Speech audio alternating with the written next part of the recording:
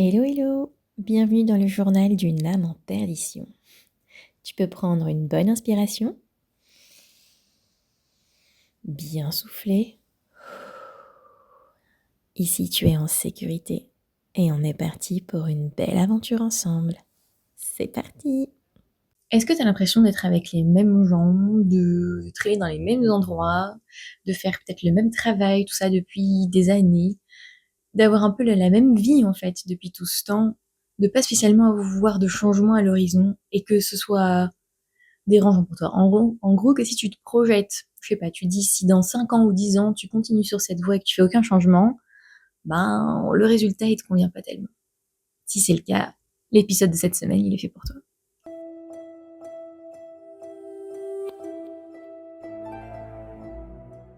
Alors déjà, on va commencer par la partie un peu nature humaine.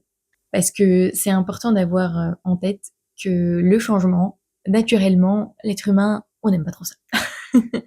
En fait, on n'est pas programmé pour ça. On est programmé, il faut avoir en tête que le cerveau, en fait, c'est un flemmard.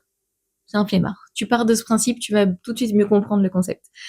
C'est que l'idée, c'est que ton cerveau, il va toujours vouloir faire le même chemin, garder les mêmes habitudes, s'ancrer dans une routine, parce que c'est plus simple. Il peut automatiser beaucoup de choses, il peut mettre beaucoup moins d'efforts et d'énergie dans les choses, parce qu'une fois que tu as l'habitude d'un chemin, que tu as l'habitude de quelque chose, d'un travail, d'une relation, d'un endroit, d'un lieu, peu importe ce que c'est, peu importe sa nature, une fois que tu en as l'habitude, ton cerveau, il peut automatiser des tas de choses. Il aura besoin de beaucoup moins de ressources, de beaucoup moins d'énergie pour faire les actions, pour faire tes livrables au travail, gérer tes projets, pour gérer une relation, etc. Parce qu'il a l'habitude, parce qu'il connaît bien.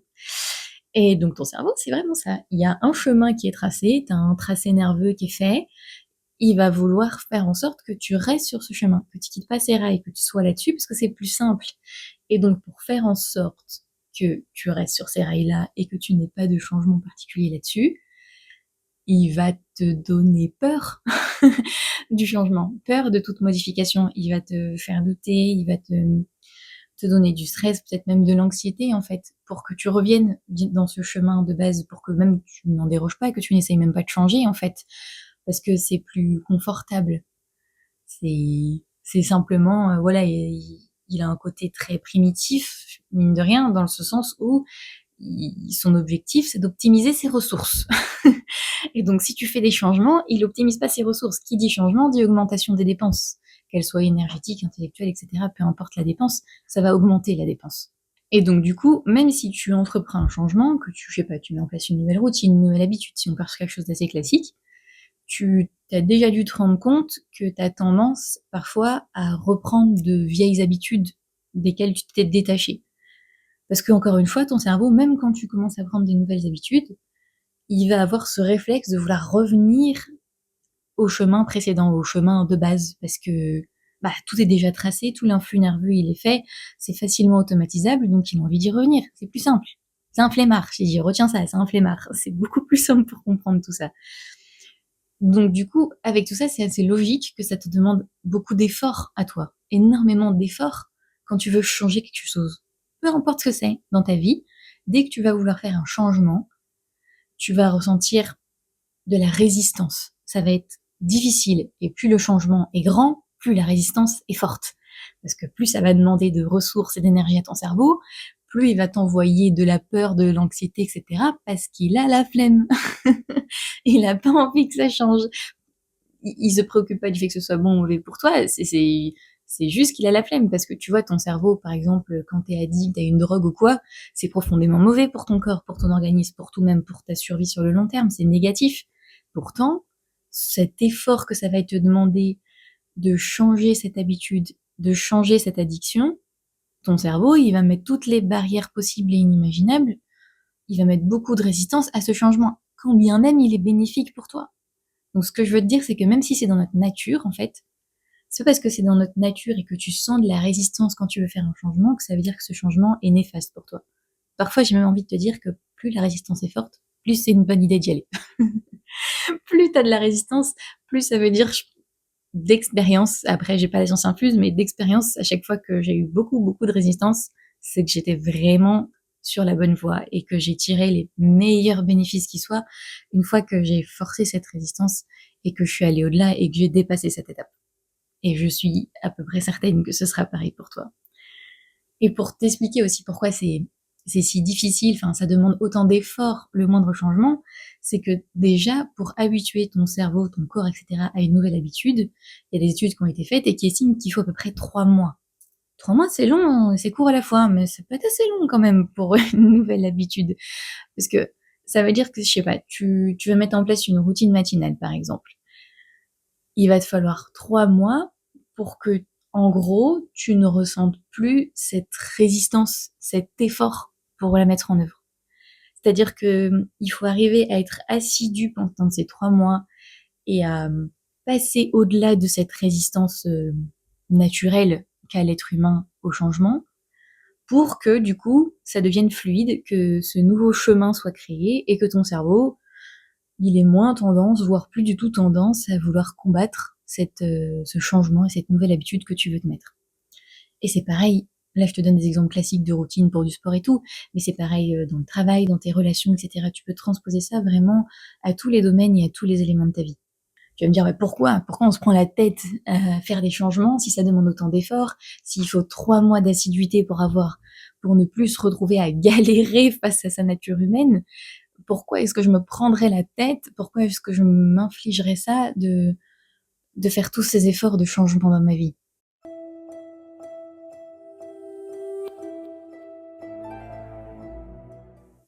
Bah, tout simplement parce que c'est là que se cachent les meilleurs cadeaux, en fait.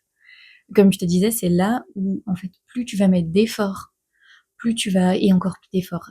C'est un effort, c'est pas forcément obligé d'être douloureux, ça peut être inconfortable, mais t'es pas obligé d'aller jusque dans la douleur, hein. Ça, c'est encore des croyances limitantes qu'on nous met, mais l'effort n'est pas obligé d'être spécialement douloureux. Tu peux le ressentir, il peut être légèrement inconfortable, évidemment, ça reste un effort, mais ça n'a pas besoin d'être de la souffrance. Il y a une vraie différence de mots entre effort et souffrance. Ça, c'est important de le rappeler quand même.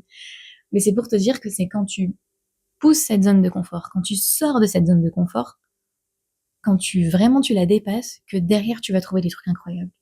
C'est là que tu vas vraiment arriver à atteindre des choses qui sont réellement bénéfiques et ressourçantes et vivifiantes pour toi en fait. C'est là que tu vas commencer réellement à vivre.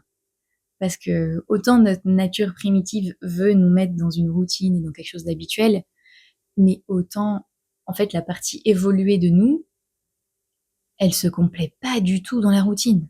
On est profondément malheureux, les gars, dans la routine, hein. Ça peut être rassurant pour certains types de personnes, et au contraire, pour les profils comme le mien, qui ont vraiment la liberté en valeurs fondamentales, bah, pour le coup, les gens comme moi, la routine, c'est l'enfer. Vraiment, c'est le pire truc que tu puisses nous faire, c'est de faire de la routine. C'est horrible. Donc, il y a différents degrés de personnalité, de besoins vis-à-vis de ça. Mais ça n'empêche que vraiment une routine pure et dure où tous les matins, le métro, boulot, dodo, par exemple, etc., c'est bon pour personne, même pour les profils qui aiment avoir quelque chose de cadré, savoir ce qui va se passer après, etc., maîtriser un peu la suite. Quelque chose de vraiment trop routinier où il y a zéro changement, ça reste pas bon, en fait. Pas sur le long terme. C'est important de mettre un peu de palpitant dans sa vie, tu vois. T'es pas obligé, encore une fois, ça défend des profils. T'es pas obligé d'aller dans des hautes sensations et des changements complètement révolutionnaires tout le temps ou régulièrement dans ta vie. Ça dépend. Les gens comme moi, ils ont besoin de changements révolutionnaires régulièrement. Mais il y a d'autres profils qui ont moins besoin de ça, mais ça n'empêche qu'il faut quand même une dose. Comme je te le dis souvent, tout est question d'équilibre. Et cet équilibre, étant donné qu'on est tous uniques, il est unique pour chacun d'entre nous. Il y a des gens qui auront besoin de gros changements réguliers, et t'en as d'autres qui auront besoin de petits changements de temps en temps, mais ça n'empêche que cette notion de changement, elle est vraiment importante pour la partie évoluée en fait de la nature humaine qui a besoin de ça pour se réaliser en fait, pour se réaliser, pour être bien, pour atteindre cette espèce de zone de bien-être, tu vois, pour stimuler en fait notre nature et notre bien-être. Tu peux pas être vraiment heureux et serein et en paix sur le long terme si vraiment, je sais pas, imagine que ton existence, chaque journée, ce soit exactement la même. du début de ta vie à la fin de ta vie. Mais sérieux, même pour quelqu'un qui aime la routine, ça sonne un peu comme l'enfer, hein. Je veux pas dire, mais tu vois bien que quand tu extrapoles le truc, je tire volontairement les traits, mais quand tu extrapoles le truc, tu comprends bien que c'est quelque chose qui est pas bon, qui est pas agréable, tu vois. Et finalement, c'est même quelque chose de tellement désagréable que cet effort que ça te demande de changer, il devient pas si désagréable à côté, en fait, hein. C'est vraiment ça qu'il faut avoir en tête. Et comme je te disais, c'est là que tu vas avoir les meilleures choses qui vont se passer dans ta vie. C'est parce que c'est en sortant de ta zone de confort que tu vas décrocher peut-être le job de tes rêves, que tu vas faire des rencontres incroyables, que tu vas apprendre des choses folles, que tu vas grandir, que tu vas évoluer, que tu vas peut-être rencontrer l'amour de ta vie, que tu vas créer une amitié incroyable. Sortir de ta zone de confort, c'est pas que pour le pro ou que pour le perso, c'est pour tous les champs de domaine de ta vie. C'est en faisant parfois des paris risqués, c'est en tentant parfois des choses un peu folles que tu vas finalement avoir les résultats les plus beaux, les plus doux, les saveurs les plus douces, les plus sucrées ou les plus salées, ça dépend ce que tu préfères. Mais c'est en sortant de cette zone de confort, c'est vraiment en ayant ce challenge, et encore une fois, challenge que tu équilibres en fonction de tes besoins et de tes goûts, parce qu'on n'a pas tous le même goût du challenge. Il y a des gens qui ont besoin de se mettre des défis très très hauts pour être stimulés, pour être bien, et t'en as d'autres, voilà, qui ont besoin d'être stimulés régulièrement, mais pas forcément à outrance, parce que là, au contraire, ça les rend malheureux. Et le but, c'est que tu sois bien quand même, tu vois. C'est quand même ça l'objectif, hein, c'est que tu sois bien. Donc c'est hyper important de te mettre un peu un coup de pied aux fesses de temps en temps et de sortir de cette zone de confort. Parce qu'en fait, sortir de ta zone de confort, c'est comme ça que tu vas évoluer. L'être humain, s'il était resté dans sa grotte tranquille, ben, on n'aurait pas trop évolué, je pense, hein. Tu dois être d'accord avec moi, mais tu vois, si l'être humain, à l'origine, il était resté dans sa grotte, qu'il avait surtout pas bougé de son périmètre, là, de ses peut-être aller quelques petits kilomètres autour de la zone où il a atterri, ben, l'espèce humaine ne serait pas du tout ce qu'elle est aujourd'hui. Et c'est le fait qu'il y a des êtres humains qui ont osé et qui sont sortis de leur zone de confort qui fait qu'aujourd'hui, l'espèce humaine est ce qu'elle est, avec ses qualités et ses défauts, mais l'évolution aurait été impossible s'il n'y avait pas eu des êtres humains qui avaient osé sortir de leur zone de confort, qui avaient osé partir à la découverte, qui avaient osé apprendre de nouvelles choses, qui osaient prendre des risques, qui osaient atteindre leurs rêves, qui osaient rêver et rendre ses rêves réels, qui osaient passer à l'action, tu vois. Parce que tout réside là-dedans, dans cette capacité à se dire, ok, j'y vais, je fonce, et advienne que pourra. On verra bien ce que ça donne. On verra bien ce que ça donne, mais là, il faut agir. Il faut tester de nouvelles choses et il faut y aller. Parce que sans action, sans mouvement, il va rien se passer. Toute ton existence, tout ce qu'il y a dans ta vie, ça va rester identique. Complètement identique. Alors, quand même, je précise, si t'es profondément bien là où tu es, dans la situation dans laquelle tu es, que ce soit professionnellement, personnellement, amoureusement, amicalement, matériellement, si t'es bien comme tu es dans ta situation, profite. Profite. Je te dis pas qu'il faut faire des changements tout le temps dans ta vie.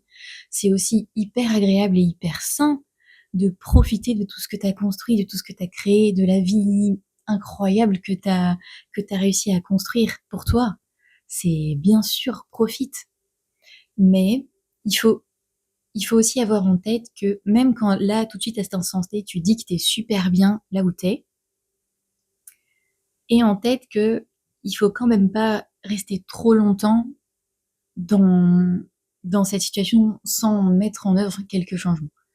Faut pas qu'il y ait une trop grosse routine qui s'installe. Je vais te donner des exemples très simples. Alors dans le travail, pour le coup, il y en a d'autres qui sont plus expérimentés que moi pour te dire que être routine dans ton travail, même quand tu es dans la réussite, c'est le premier pas vers la catastrophe. Voilà. Mais je te parle plus de relations amoureuses, émotionnelles, amicales, etc. parce que ça, pour le coup, j'ai un peu d'expérience sur le sujet. Et en fait, projette-toi simplement là-dedans. Si tu mets de la routine dans une relation, t'es bien d'accord que c'est ce qui va tuer la relation. dès que dans un couple, parce que c'est vraiment, je trouve, le couple, c'est vraiment l'endroit où tu te rends le plus compte que le fait d'être routinier et pantouflard, c'est un poison.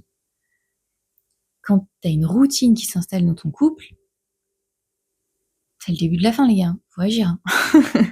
Faut agir, parce que la routine, il n'y a pas pire comme... ouais, c'est ça, comme poison dans une relation, parce que ça envoie plein de signaux très négatifs. Ça envoie le signal que tu penses que l'autre est un acquis et que t'as plus d'efforts à faire pour que l'autre fasse partie de ta vie, que cette routine, ça peut envoyer à l'autre que c'est juste un meuble dans ta vie, enfin, tu vois, que c'est quelque chose de tellement là habituellement qu'il a plus la même valeur qu'avant. Donc c'est hyper important de changer un peu son quotidien, sa vie, son existence. Et comme je te disais, dose ce changement. Je te dis pas que, au contraire, je te dis pas qu'il faut que tu changes de partenaire tous les 4 matins parce qu'il faut du changement. Non, c'est pas ce que je te dis.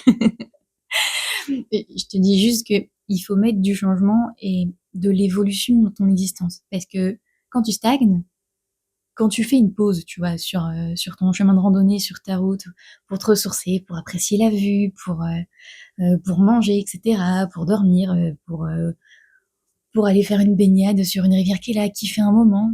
Ouais, c'est hyper sain, mais t'as 200% raison de faire ça. Il faut le faire, carrément. Mais il faut pas passer trop de temps à attendre. Tu vois, si t'es en pleine randonnée et que tu passes des heures ou des journées à attendre, tu vas te refroidir et tu auras peut-être du mal à finir la rando, par exemple. Bon, c'est un exemple un peu banal, mais c'est juste pour que tu aies en tête que il faut impulser du mouvement, du changement, de l'action régulièrement dans ton existence, que ce soit dans tes relations, dans ta vie professionnelle, dans tout en fait. Parce que la stagnation, c'est bon, mais à un dosage précis. Et ce dosage, il varie en fonction de tout être humain. Comme tu dis, on est tous uniques, donc on n'a pas le même besoin de changement, etc.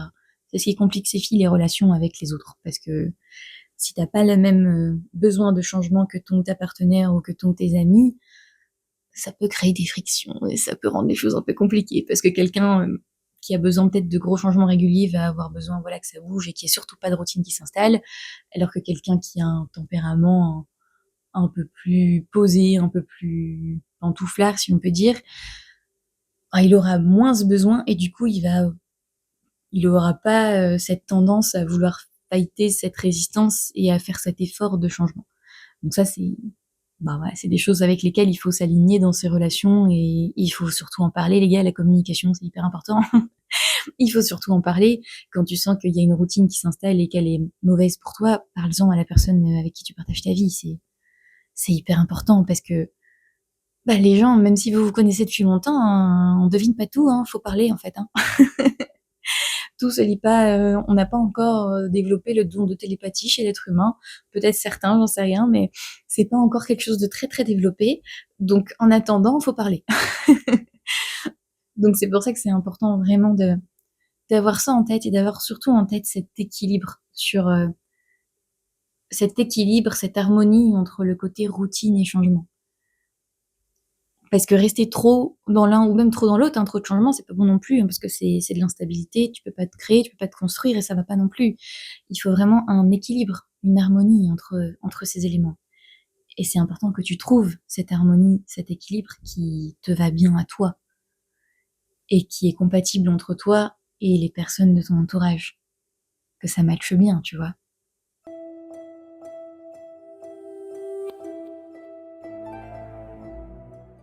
Donc en fait, tout ce que j'essaye de te dire cette semaine, tout simplement, c'est qu'on a tous naturellement tendance à vouloir rester dans cette routine. Parce que c'est la nature humaine, c'est la nature primitive, c'est comme ça que le cerveau humain, à l'origine, fonctionne, c'est-à-dire que il va optimiser ses ressources. Du coup, il fait en sorte de mettre toutes les résistances possibles au changement pour pas avoir à décupler ses ressources pour ce changement, justement.